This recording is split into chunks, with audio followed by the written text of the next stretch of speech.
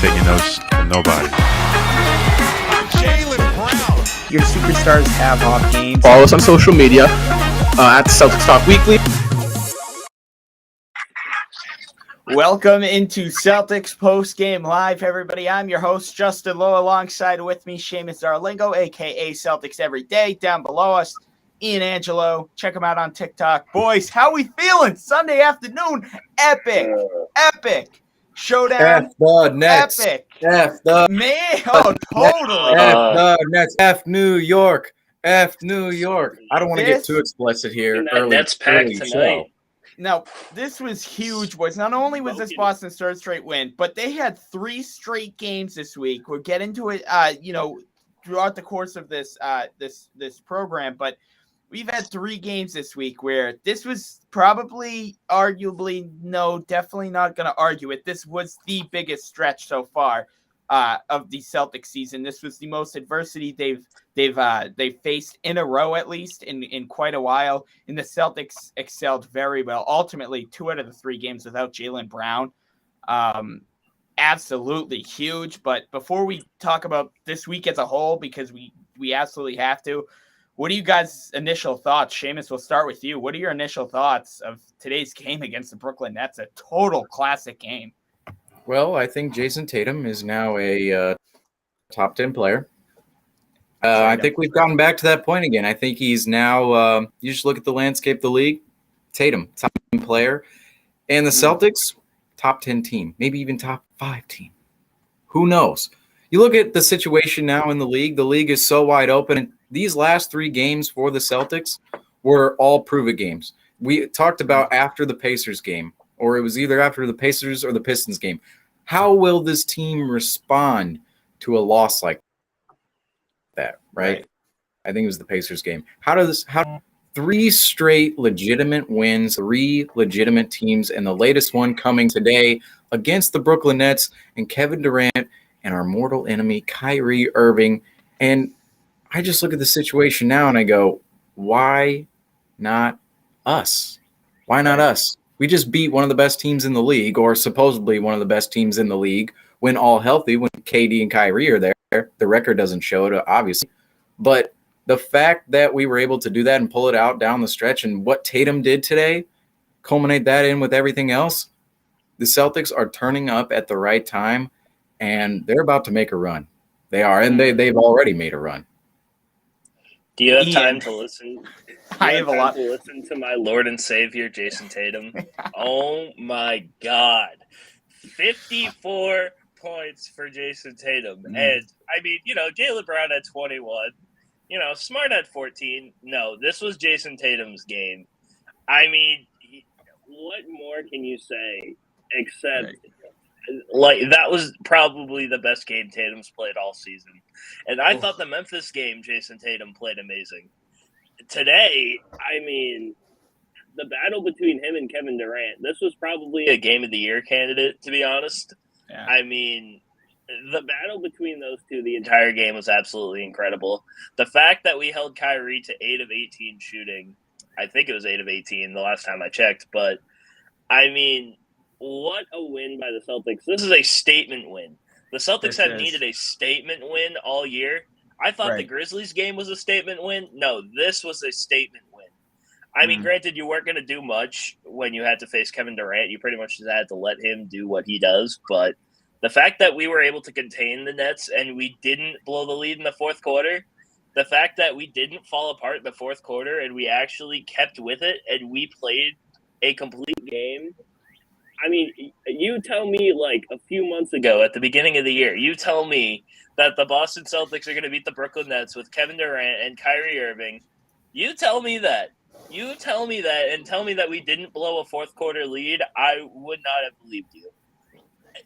This was just an amazing game by the Celtics, and I agree with Seamus. Why not us? What's stopping us?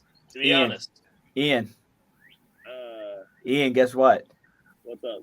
There's gonna be problems with the Brooklyn Nets this year. In depth with David, I love it. I absolutely love it. Look, but in all seriousness, right? You mentioned this, Ian. You were there at that Memphis game. Look, to see Jason Tatum go toe-to-toe, head-to-head, however you want to put it, with Ja Morant, right? 37-38. And then literally the very next game, granted you had a couple days off, he goes head-to-head with Kevin Durant, arguably one of the greatest players to ever step on a basketball court. And they share 54 points and 37 points. Absolutely incredible. Jokes aside, I know, he's only 19 jokes, but this guy's 24 years old. We talked about it. He's this afternoon's player spotlight, of course.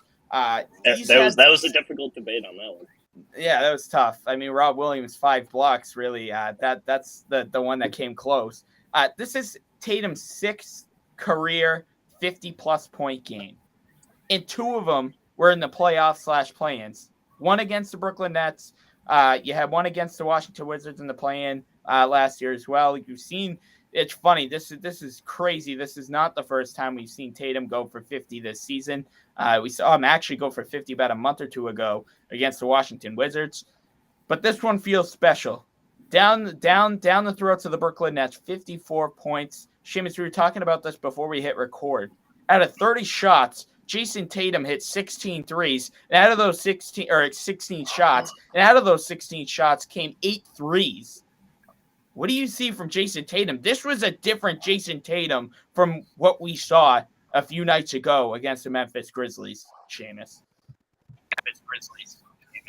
For blood in this game, and you knew he was going to be out for blood against this Brooklyn team because of the discourse surrounding him and Kevin Durant over the past year and a half. Kevin Durant has given out so much praise to Jason Tatum. I'm sure they've talked a lot off court, and I made a post about it before the game ended that, hey, Kevin Durant may be coming to Boston one day. Who knows? And so, what's a motivating factor like that is in a game like this, such a big game, Sunday showcase game on ABC, on national TV. Tatum was going to come in here and turn it up. The last 2 games, you look at the last 2 games against the Atlanta Hawks. Trae Young goes for 31. Tatum goes for 33. Against the Memphis Grizzlies, Ja Morant goes for 38. Tatum, 37. Let Ja have that one. He's having a good season. Let him have that one. But today, against the Brooklyn Nets, against Kevin Durant, in his second game back from injury or third game back from injury after 40 plus days, Jason Tatum comes out, drops 54 on his head, not all directly on Kevin Durant, but on the Nets, while Kevin Durant himself goes for what? It was 35 today. And you just look at a performance Tatum, really no reason he can't replicate this stretch during the playoffs. I believe Steve Bulpett, he released an article, and a couple of Eastern Conference executives in there explained that, Tatum is a problem right now. We don't have guys who can stop Tatum. And right now, when I say Tatum is a top 10 NBA player, he's a top 10 unguardable player. Guys just simply, you look at Kevin Durant on the other side, we don't have bodies to throw at Kevin Durant. No one has anyone to defend Kevin Durant. You essentially just have to let Kevin Durant do what he does and hope he misses shots, which never happens. Right. Tatum is getting to that level, and not only is he getting to that level offensively, but up defensively as well. And the fact that Tatum is up to this level now is why I believe, too, the Celtics are just poised to make a run now and way into the future with Tatum. And this was only the tip of the iceberg, right? Tatum, right. We've seen it before from him. This is his 6th 50-plus point game in his career. And so, I believe Mark Jones on the broadcast was talking, he might get 12 or 13 in his career. Who knows? It could get he could be up to 20 50-point games by the time his career is over. This Tatum, he's only 24 years old. And I'm just blown away with what I'm seeing from Jason Tatum right now, his ability to attack, get off the dribble, get downhill on big guys, and just turn it up on both ends of the floor. It's been fantastic to watch. This is exactly why no one should ever worry about Jason Tatum. His performances like today, performances against the Nets last year, against the Wizards, all of those games. Jason Tatum is here now. He is a top NBA player now, and I cannot give him enough praise. Yeah, I know I said a lot. I love Jason Tatum. I mean, what can you say? Like, I mean, the one thing that Tatum has struggled on for most of the years is shooting.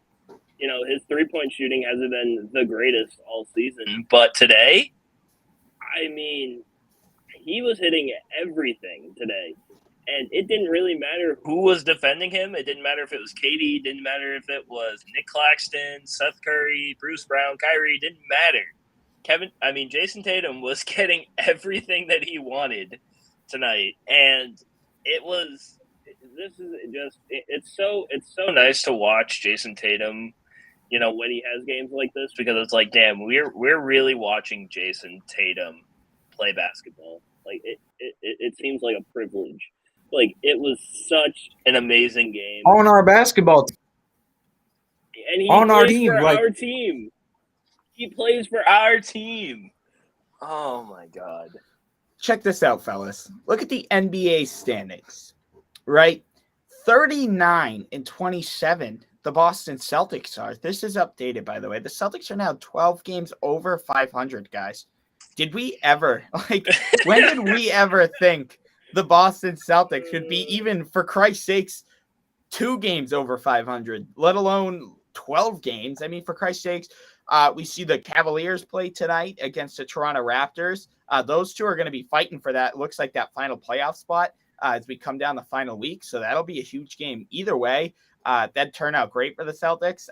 You'd hope to see the Cavaliers lose maybe, so the Celtics get a little bit more breathing room. And then look at this. Hey, they're pulled within a game of that 4th spot, and then they're actually a game from the 3rd spot now that I see it. And do you like this matchup? Say the playoffs were started today, boys. We'd play the Bulls. Bulls have home court advantage. Would you like the Bulls? I think I'd rather, obviously I'd rather the Cavs, but I'd much rather, I think, the Bulls than maybe the Bucks, the Heat, the Sixers. That would complete the story arc. I've been saying the Bulls, sorry, Shannon. No. Go ahead, Ian. Well, no, because if you remember the last podcast episode, we were talking about potential playoff matchups, and you and Rob were talking about the Cavs. I kept talking about the Bulls. I'm not saying the Bulls aren't a good team or anything, but the Celtics match up pretty well with the Bulls, and they don't have the most playoff experience in the world. DeMar DeRozan, he's a great player. He's having an MVP type year, but he hasn't been the best in the playoffs. Nikola Vucevic played for the Magic, and they were an 8th seed a couple times, but that wasn't really anything. Zach LaVine hasn't done much in the playoffs. Caruso, he won the championship with the Lakers, but he wasn't really the greatest guy there. And Lonzo really hasn't done much in the playoffs either. So there's only so much you can worry about when it comes to the Bulls, and I think that's the best matchup for the Celtics if they want to get out of the first round. I feel like that's their best matchup. We look at the standings. You guys notice anything else weird looking on the standings? Anything? The Charlotte Hornets are above the Brooklyn Nets in the standings?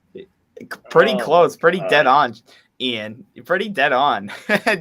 They'll maybe look a little bit closer to that Brooklyn Nets record. The Brooklyn Nets are under 500. They're 1 game under 500. Tatum really just dropped 54 to drop the Nets under 500. And then look at that. Drop tragic story for Nets fans.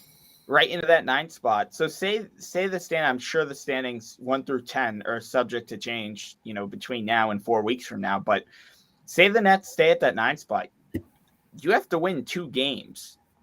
You have to win 2 games to even have a chance of getting into the playoffs. If I'm not mistaken, the first game for Brooklyn would be home, and then they play for that 8th seed. Brooklyn would be the road team. But I know this is a Celtics show, but how concerned should this Brooklyn Nets team be? I know they have a lot of guys out. I know that they've had a lot of guys out. They're trying to put the pieces together. Ben Simmons hasn't played basketball in a year. Doesn't look like he's going to return for at least another week or 2.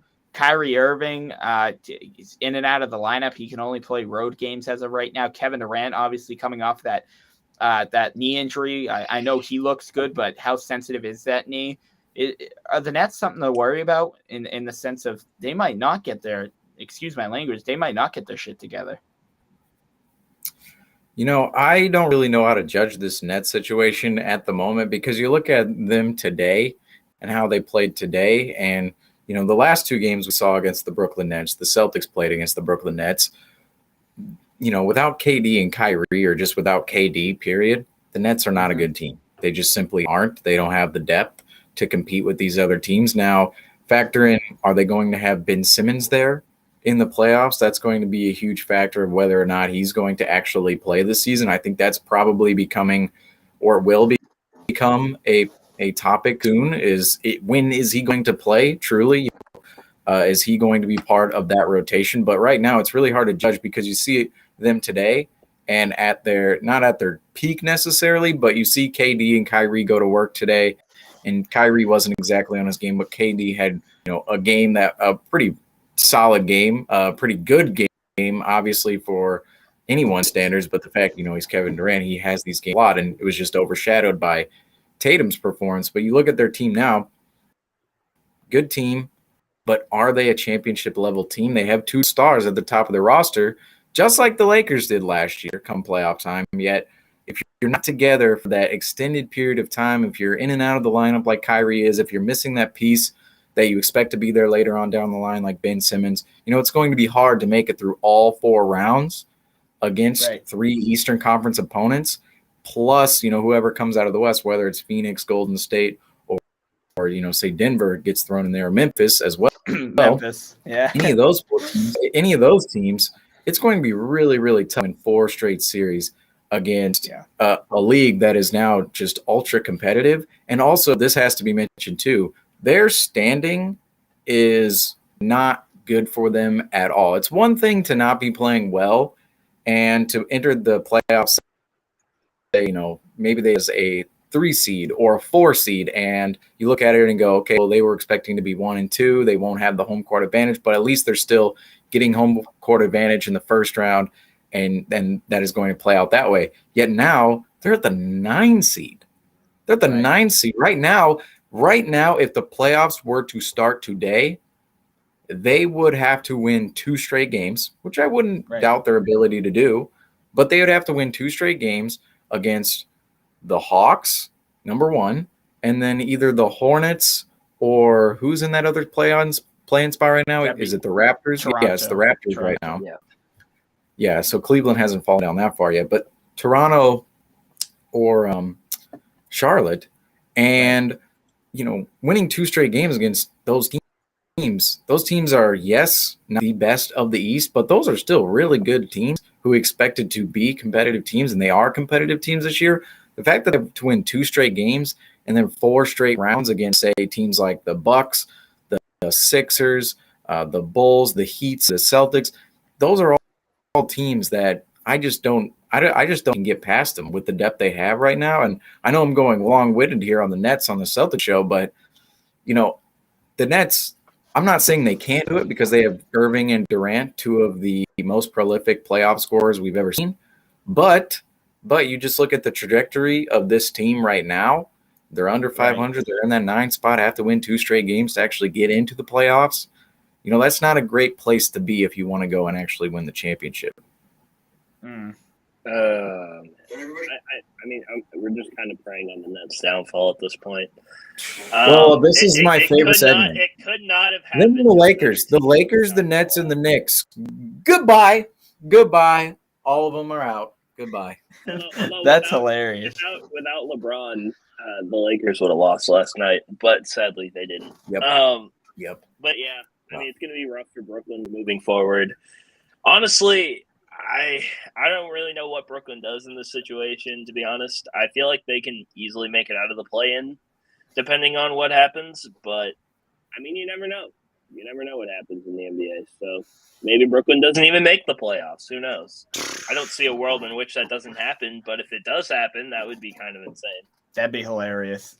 That would be hilarious. The Knicks, the Nets, and the Lakers maybe potentially not making the playoffs. That is hilarious. I don't care what way you put it. I don't care who's injured and who's not and who's healthy. And also, that is awesome. Nets don't have an excuse in this game. KD and Kyrie played. The last couple games, and they played well against the Nets, and they played well. Right. I mean, you have no excuse to lose this game. Right. And I thought Boston did a pretty good job on Seth Curry as well and Patty Mills, two guys who are known to light up the Celtics. Patty Mills, Patty Mills had one shot. I mean, dude, do you guys remember back when the season first started and our first matchup when we lost to the Nets? Patty Mills, I think, shot 7 for 7 from deep or something like that, something outrageous like that. And he's been quiet ever since, even in those 2 games where Brooklyn so desperately needed him in those 2 games against the Celtics. He didn't show up. It was a coach's decision, DMP, for Blake Griffin tonight. At least I didn't see Blake Griffin on the court. I saw him on the bench. He didn't play. And hey, Celtics are 1-0 in the Nick Stauskas era, so I'm pretty excited about and the Matt Ryan era.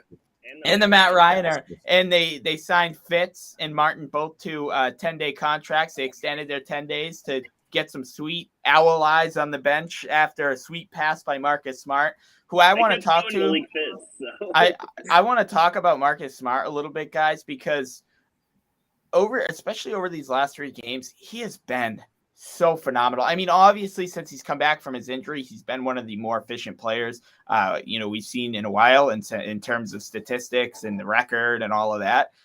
But his playmaking and his facilitating have just been off the charts, like unbelievable. And some of the passes that he makes, yeah, they're risky passes, but he somehow completes them. And they fed the Celtics like Grant, like that shot where Grant had that behind the back corner 3, like a few nights ago against Memphis. Oh my like God, that was huge. And like how big, especially playoff time, is Marcus Smart to this team. This was another guy along with Brown and Tatum where at the trade deadline, some people wanted this guy so desperately out. And now all of a sudden he might be the key piece to a potential championship run. Oh man. I mean, this is what we said could happen if Marcus Smart was able to be our point guard. He had all the tools to do it. It was just actually putting it together in the game. And this was the potential we had with Marcus Smart on this team of him being our starting point guard. I mean, he didn't have the best shooting night tonight, but he still played great. Right. He put up a lot of points. He had one crazy assist tonight. I can't remember exactly when it was. It was, I can't remember what it was, but I remember he did have a crazy one tonight, but I can't remember when. But, I mean, his passing has been really great. His shooting has actually been pretty much better since, ever since he's come back from his injury against Washington, that 50-point game when Tatum had. Ever since then, he's been a pretty great point guard for the Celtics. And, I mean, this is what we expected Marcus Smart was going to be when he said he was going to be our starting point guard. Right. And his shot selection, too, which I think is so much better.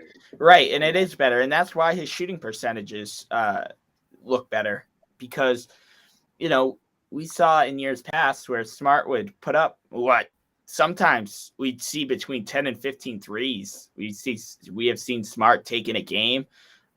It's all about shot selection. I think it's always been for Marcus Smart. It's, not only can he hit the shots, but can you actually take a relatively high percentage shot? I mean, he's not forcing things anymore. I think, like you said, he fit into that facilitating point guard role very well. We knew he had the tools to do it, but we also knew it would take time. And some people are just a little bit impatient than others. But Ian, what are your thoughts on Smart? Or, excuse me, Ian, Seamus, because Ian and I have rambled on about Smart. What are your thoughts? My theory on Marcus Smart has always been, I think this has been not the consensus necessarily, but because you mentioned we've had people who wanted to trade him away. But the main theory on Marcus Smart is when he is your playmaker and he's not someone who is a primary option on the offensive end of the floor, and he's someone that is an elite defensive player and focusing more on that end of the floor, he is really, really valuable to this team. The Marcus Smart we saw last season and even back in the bubble in 2020 during the playoffs when Hayward went out, that is not exactly the Marcus Smart the Celtics want to see to create a winning formula, if that makes sense. Because Marcus Smart, at a high volume, is not that great of an offensive player. We've just seen it time and time again. At a high volume, if he's taking a high number of shots, he's just not as efficient as you'd like him to be as your point guard. Yet, in this role now where he's more of a facilitating guard and he's someone who really just takes the opportunities that are given to him, whether it's a wide open three or a cut to the rim, and he's out there focusing more defensively like he always does. He's really, really valuable to this team as we're seeing right now. And he's a huge part. We talk about Tatum and Brown playing better, specifically Tatum and this team playing better defensively as a unit, but Smart has been such a big part in this turnaround. And if we would have traded him, if we would have just sold at the deadline, none of this would be happening right now with the Celtics, and we would be just a peg below where we currently stand. And we talk a lot about all these other players, but Marcus Smart deserves just as much credit as anyone else. Well, boys, as great as a win this was, let's try to shift our focus. I know it's a little hard. Let's try to shift our focus to Wednesday night, because Wednesday night is a pretty big game as well. Charlotte Hornets. We don't play against until Wednesday. Yeah, this is one of those 1 game in 5 nights type of deal, and that happens again upcoming. We play on Sunday against the Mavericks for KG night, and then we don't play again till Wednesday. So get used to it. The Celtics and Hornets square off, this time Boston in Charlotte. This is a gritty Charlotte team, one of the most fun teams in my opinion in basketball right now this season. LaMelo Ball, you can see old friends Gordon Hayward, Isaiah Thomas, Terry Rozier. They might as well just wear green instead of teal. Guys, this is another big game. This is another where I know the Hornets are under 500, but they certainly play better than an under 500 team, especially at home. Yeah, the Hornets are fun to watch. No. Go ahead, Ian. It's your we're in this rotation. All right. Yeah, the Hornets are a fun team to watch. I mean, they've given the Celtics a little bit of problems earlier in the year, but I mean, with Terry Rozier, IT, I mean, they're going to be fun. It's going to be a good game. Their defense still isn't really there. But, IT fits perfectly with them because the Hornets don't play defense anyway. So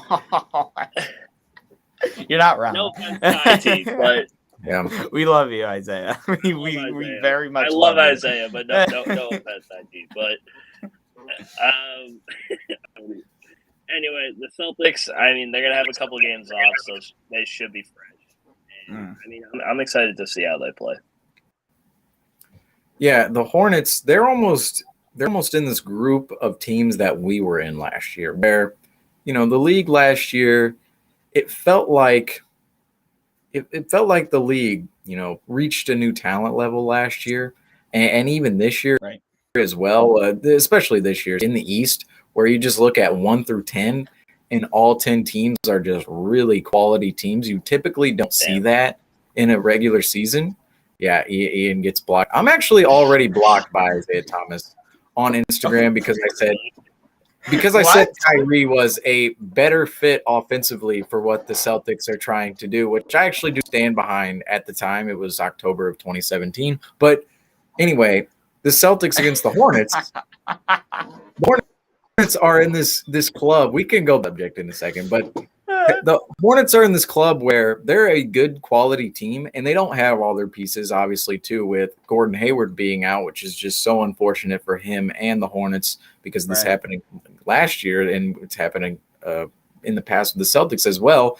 But the Hornets are in this group of teams where their record, it doesn't look very sexy at all. It's under 500. It's around 500. They're just, tweedling in that area. But they're still a quality team. The Celtics were in that group of teams last year where they were still a quality team, still at the top, still had Kemba Walker, Marcus Smart, Tristan Thompson, all those players, and Evan Fournier when he was here as well. You still had all those players, but never quite were able to beat the best, and you were just middling this whole time. That's where the Hornets are right now, and considering we're playing them, it's in Charlotte. I thought we were playing them at home, but we're going on the road. 2 days rest, 1 game in the last 5 days. That's a good rest period. I'm sure Tatum, you ask him, if somebody were to ask him after the game, what did those 2 days of rest do for his game today? Right. It was probably a positive. So I expect this fresh in that game on Wednesday against the Hornets and them to come out and with that ankle. Yeah, and I didn't think, Brown hit some really big shots today. His game was, an intense atmosphere. But Brown on minutes today, which is it's a steal when you can get a win against the Nets and him only minutes. And I don't know if he was set with the minutes restriction or not, but he comes back, plays 26 minutes, looked pretty fluid out there. At halftime, my team to be relatively fresh on Wednesday when they go against the Hornets, and them to play another good quality game. I mean, Celtics, they're on a roll right now. We saw against the Pacers, we kind of, said on here that we shouldn't overreact over that game. We lost to the Pacers. It was a schedule loss, whatever. We have these next 3 games, respond in these next 3 games. And that's exactly what they did. They respond against the Hawks on national TV, respond against the Grizzlies on national TV, and then go and respond in a huge way against the Nets on national TV. And now you bring your talent to the Spectrum Center down in Charlotte, and that's just another game where this should just continue to roll, especially with all this rest. Guys, remember the tweet that Jaylen Brown made? The energy is about to shift tweet. Yes. Yeah, the Celtics are 13-2 since that tweet. Oof. And 2 of those losses that's came insane. Against what? Detroit and Indiana. Those were our only 2 losses since. Both on the second night of a back-to-back too. Just outlier losses. I mean, this team has really not lost at all in the last month and a half. The last month and a half, the team is just – we really have not ever come on here and been like, oh, my Lord, that was such a terrible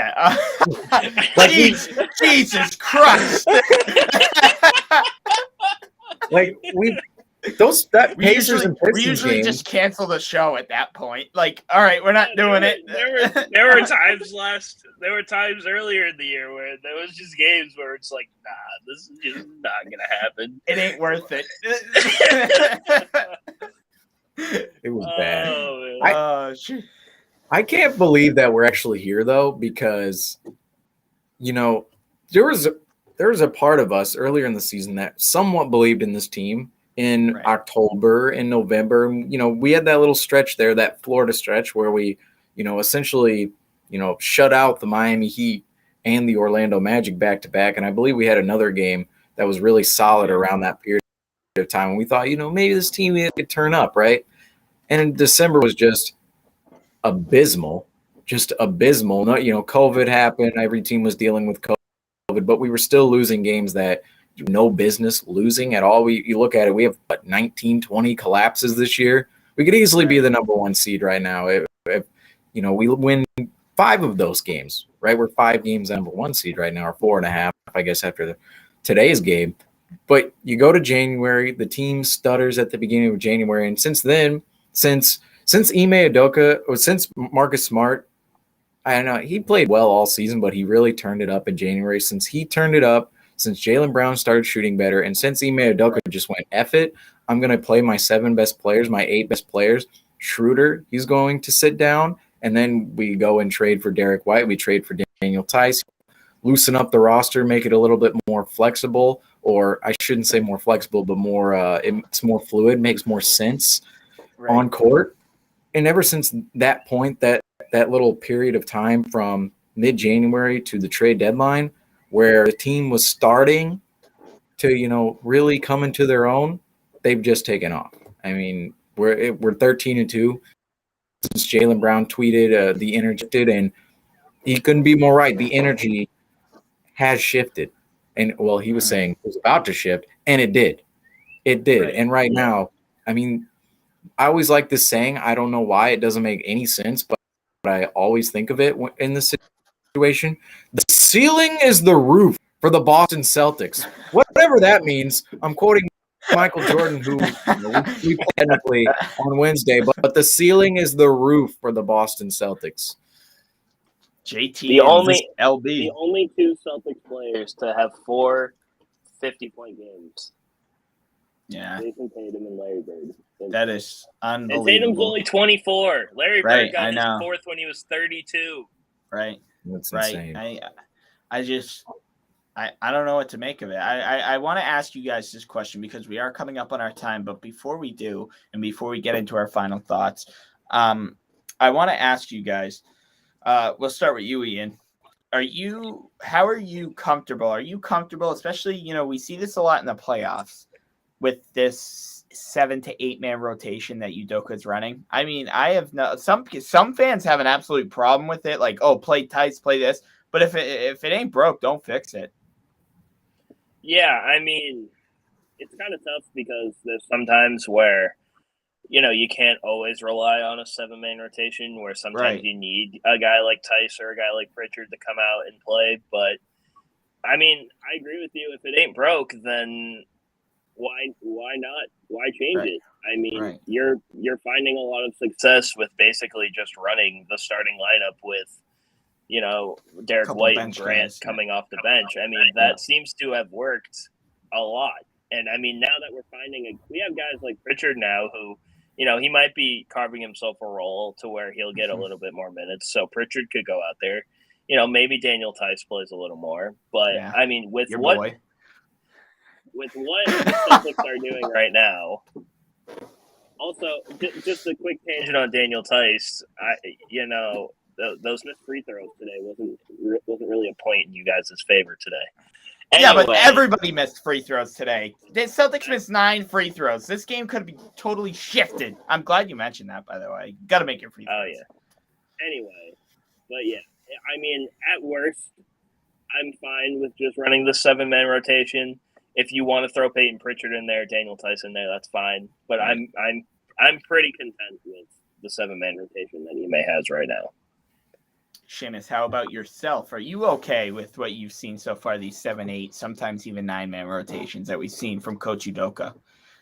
I mean, I think offensively the team still holds some concerns. And, those concerns can be overshadowed come playoff time when you have Tatum, you have Brown here who can put up points, especially in isolation, where, in the playoffs, the game slows down a bit. You get more into those half-court sets. You run your offense a little bit more. It gets a little bit more isolated with guys as well, the superstars like Tatum, like Brown. So, I do think there are some offensive. You look at the bench today, didn't exactly, it up to another level against the Nets. I thought the Nets bench was just a little bit better than our bench today. And you look at the bench, look at some of the inconsistencies that happen from time to time where outside of Tatum, rightfully took a lot of shots and he scored a lot of points today and carried most of the load because he was hot today. But, these other guys didn't quite step up offensively the way you wanted them to, making shots consistently. And also you look at, too, I was looking at, at halftime, rebounding. Rebounding too. You typically were a good team in that category, but you can't have days like today in the playoffs. This was a big game. You have to come in here and fight, and you can't really have days like today where you're getting out rebounded, especially down the stretch against a Brooklyn Nets team that's very big at all. They really aren't. And there's a couple of concerns surrounding the team. There are always going to be concerns surrounding every team forward, but I still think that I'm comfortable with this lineup moving forward because of how good they are defensively, and also the fact that we do have 2-star players who can overshadow those offensive inefficiencies at times. Well, boys, I want to hear you guys' final thoughts. Celtics 3-0, they swept this week tremendously. Like I said earlier in the show, this was definitely easily, at least as of late, the most adversity the Celtics have had consecutively. This week eases up a little bit, but the intensity, I think, should remain the same because you go in, you face a gritty Hornets team on the road. Then you come home, you face a Detroit team who, even though the Celtics are 2-1 in the season series, they give you problems as it is. And then obviously KG night on Sunday, Dallas Mavericks, who are surging in the Western Conference. They've had themselves a tremendous post All-Star break run. So what are you guys' final thoughts? I mean, just continue to win. I mean, just keep win doing, and make open shots. Yeah, basically. I mean, if we could get this Jason Tatum all the time, could you imagine how good this team would be?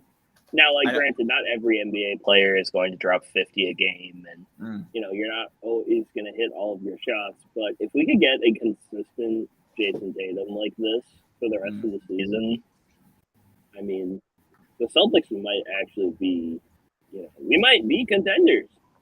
Right. Maybe. It's unbelievable to think about. Also, happy birthday to Marcus Smart. But yes, Marcus it Smart. might be, it's so weird to think about the Celtics maybe being contenders right now. But, why not? I mean, why can't we? Right. So that's basically my thoughts on what I got. Totally. How about yourself, Seamus? What are your closing thoughts after this huge, ginormous victory royale? Well, Jason Tatum, I think I should talk about him again. And everybody who had any concerns about Jason Tatum and, whether or not he had this killer mentality and can he be this playmaker and can he hit shots consistently enough? Can he step up in the moment and lead the Celtics to victory come playoff time? Look at today's game today, and I already talked about the situation against Kevin Durant, his buddy, his mentor in a certain sense, not necessarily mentor, but one of the stars that I'm sure have given him time, especially in USA basketball and whatnot.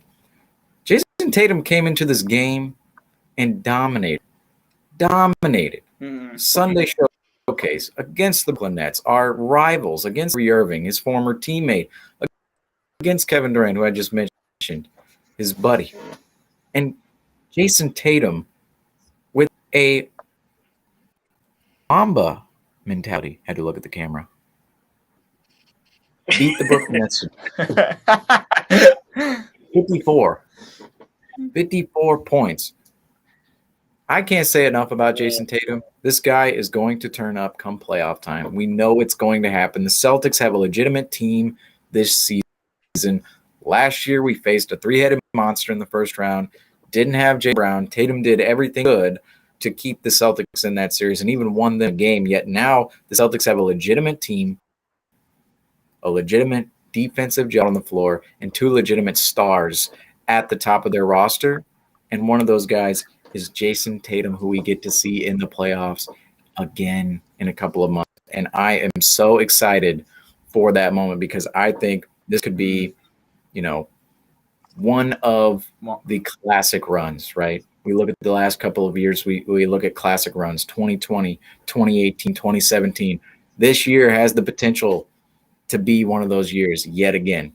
Now, can we win the finals? I don't know, but I think we can definitely, undoubtedly, 100% make a run in the Eastern Conference with Jason Tatum, with Jaylen Brown, and with this Celtics squad. It's so weird to think about.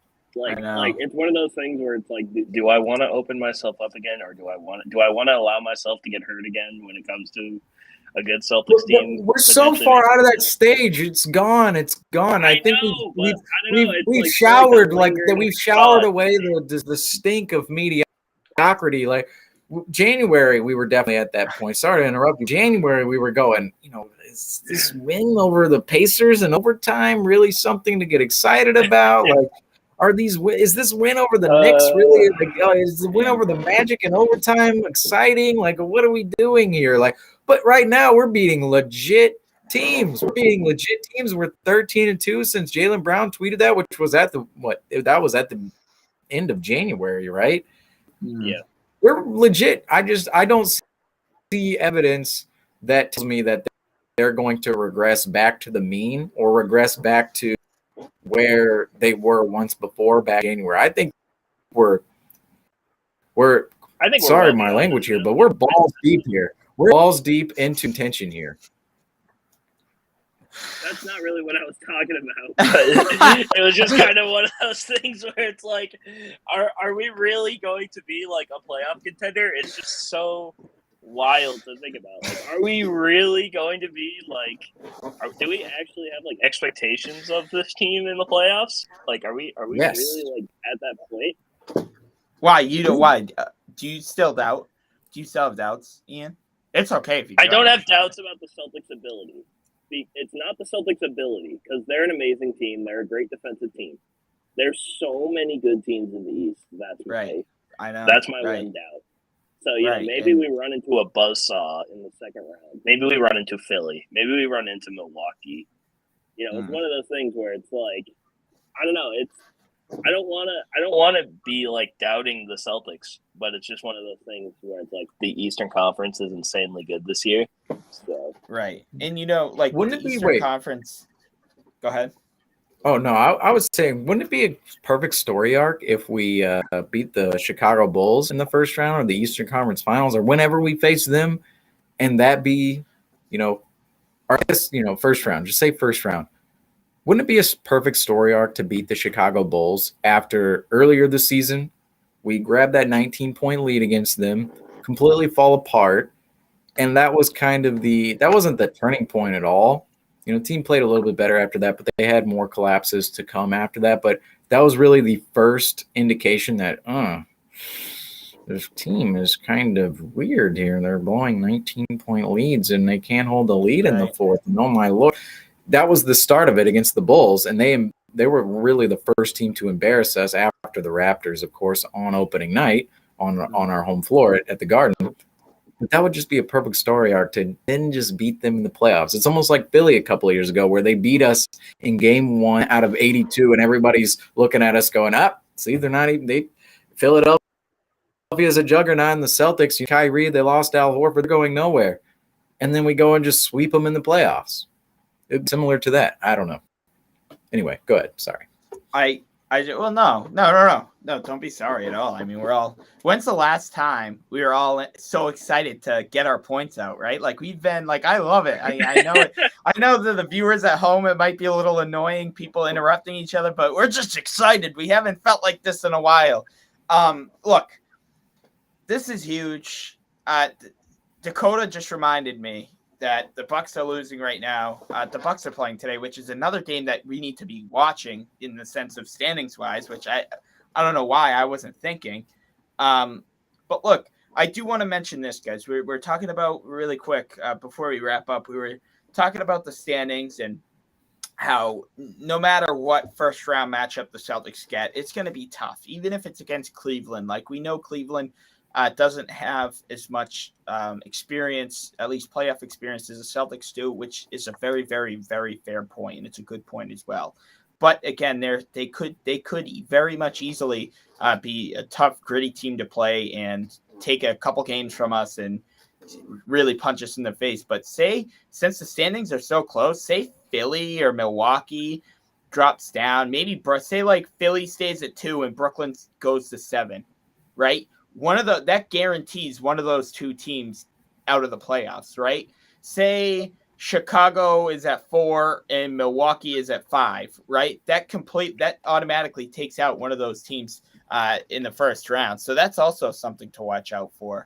But standings are kind of like pointless, not pointless, but like it's tough to look at the standings right now because even by the end of today, they could be completely shifted with the amount of teams playing in the Eastern Conference today with the Raptors and the Cavs and the Nets, Celtics, and the Bucks right now. So keep an eye on them.